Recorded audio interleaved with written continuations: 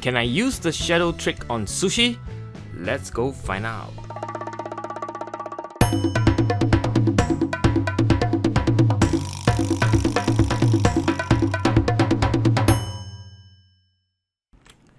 When you're drawing, just don't go after the tiny details. Don't draw every single line of the hair in order to build a hair. Look at a broad shape, look at the overall outline. And once you get that sort of into your sketchbook, you can then look at the tiny detail, the little bits and bobs that makes up the whole sketch. You'll be looking at the fillings, you'll be looking at the shadows, and so on and so forth. What we're trying to do is to use the shadow trick. That is to paint the shadow first, to block in the shadow. And we are trying to see whether it works on this photograph of a sushi. Basically, I'm using a phthalo green and permanent alizarin crimson mixture. It makes it sort of a grayish tone. Either you can see it as a grayish green or grayish red. It doesn't matter. And there are patches of it that looks more red, the patches that looks more green. But what we're trying to do is to turn on the light of the white rice, and by how do we do that? Well, we turn on the light by turning off the light of the rest of the shapes surrounding the white. As you can see, I am leaving white right here. I'm carefully observing where the light is hitting the photograph or the sushi, and where are the places where it is left white. Now, white includes the part on the sushi that is not in the shadow. You will see at the end that the eyes can see the part where it is lit up and where it is in the shade. For the meat portion, the tuna, I'm using Naples yellow mixed with a bit of queen rose, and that gives it the sort of the skin or the meat with a bit of opaqueness in it, because Naples yellow has a bit of opaqueness in the color. I'm leaving some white highlight on the meat as well. Now I'm going to try to simulate the seaweed with a very dark mixture of phthalo green with a dab of permanent alizarin crimson, retaining the bulk of the green, dark green that is, and I'm going in using a very small brush and dance around. I use a separate brush and load it with green gold mixed with a little bit of lemon yellow to make it sort of a much lighter version of a green, and I drop that in as well. As you can see on the photograph, the interplay between dark green and light green creates the texture that makes up the texture that looks like the seaweed. In many ways, I am actually texturing. I'm using two brushes loaded with two different green, and I'm texturing by moving or dance around, if you like, which is probably a more accurate way of describing the brush movement I'm making. When I dance around, I intentionally leave a whole lot of whites, or in this case, it's not white anymore because I've already pre-layered a shade underneath. It's a very relaxing activity because all I'm doing is using my two brush with two different green colors, and I'm observing the photograph, and I'm just putting in as I see, based on the photograph. The photograph is guiding my hand. I try to minimize the interpretation in my head as much as possible, allowing my hand to operate as if on autopilot.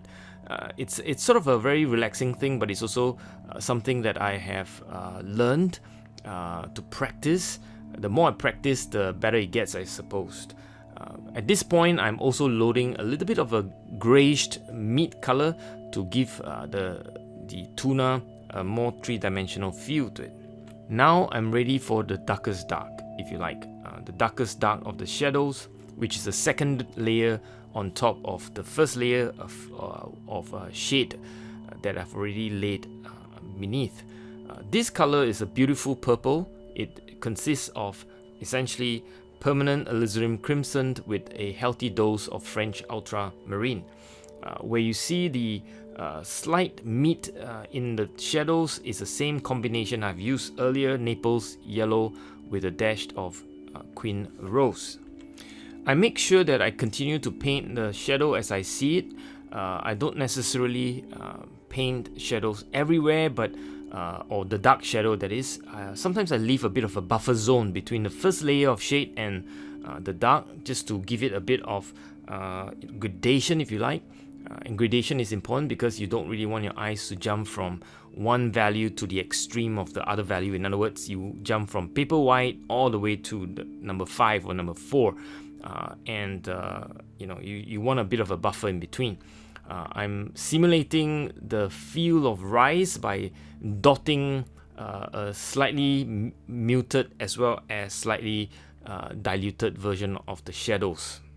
Again, nothing magical about it. All I'm doing is just observing the photograph and translating it into what I see on paper, trying to minimize thinking as much as possible, but observing shapes, observing values, and observing edges. At this point, I want to soften the edges on top because the shadow is further away from our eye, so I want to contrast the shadow between the top part and the shadow that's nearer to us.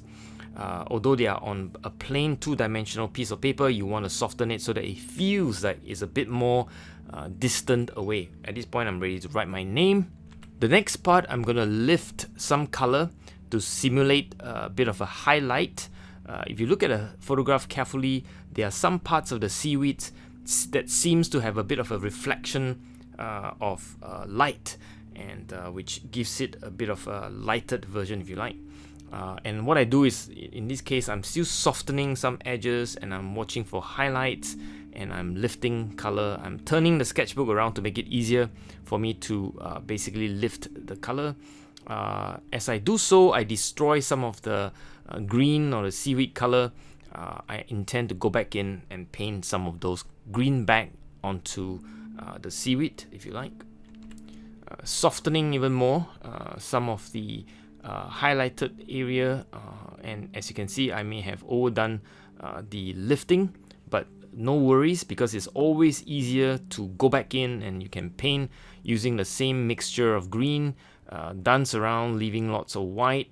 And as you can see, the eyes will see the structure underneath it, the lifted color. And now that you go back in, your colors are back into the sketch, but you can see the eyes appreciate the highlight that has been done. And the technique here, of course, is using lift.